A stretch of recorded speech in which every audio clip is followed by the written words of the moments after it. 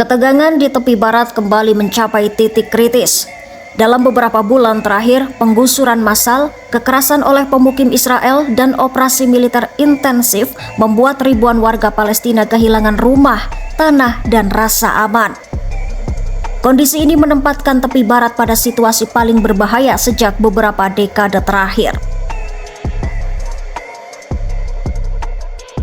Menurut laporan terbaru Human Rights Watch, lebih dari 32.000 warga Palestina terpaksa mengungsi dari 3 kamp pengungsi yaitu Jenin, Nur Shams, dan Tul Karim. Ini terjadi akibat operasi militer yang berlangsung sejak Januari 2025 yang disebut sebagai pengungsian terbesar sejak 1967.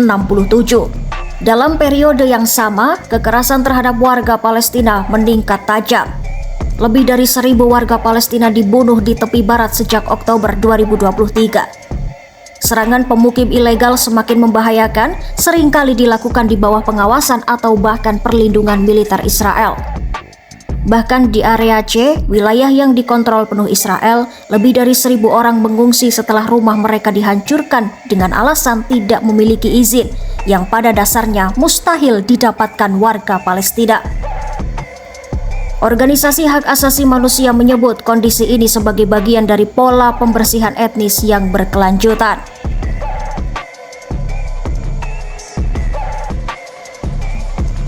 Banyak pejabat Israel secara terbuka menyampaikan bahwa target jangka panjang mereka adalah mencaplok tepi barat.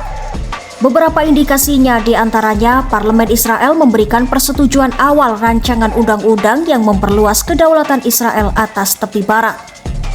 Menteri Keuangan Bezalel Smotrich, seorang pemukim garis keras, juga menyatakan misi hidupnya adalah menggagalkan berdirinya negara Palestina.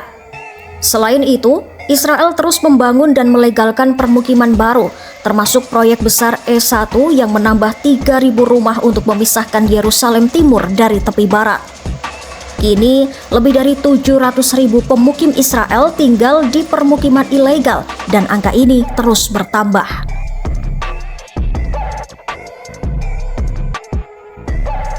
Israel biasanya menyampaikan 3 alasan utama untuk melakukan penggusuran.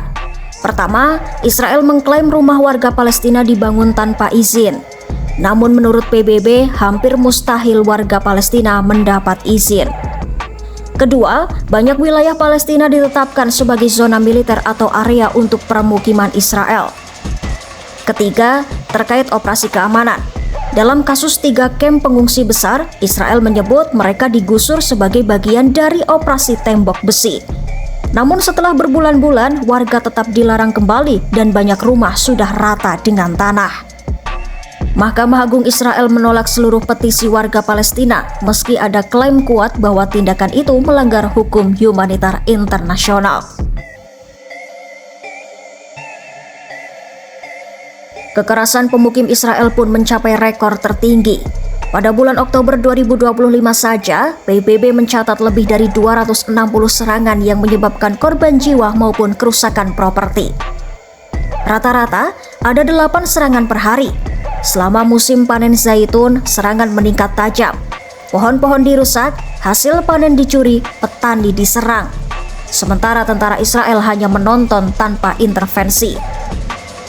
Serikat Petani Palestina menyebut tindakan ini sebagai upaya sistematis untuk mematikan kehidupan pedesaan Palestina, membuat warga tidak punya pilihan selain pergi.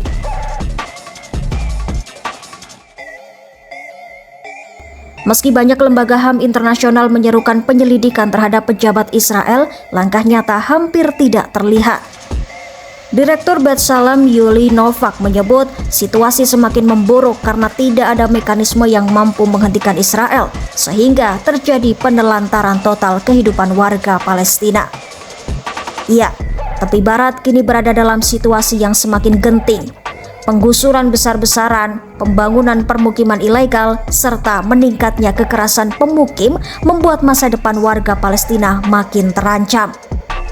Selama tidak ada tekanan nyata untuk menghentikan pengambil alihan tanah dan pemukiman ilegal, ketegangan akan terus meningkat.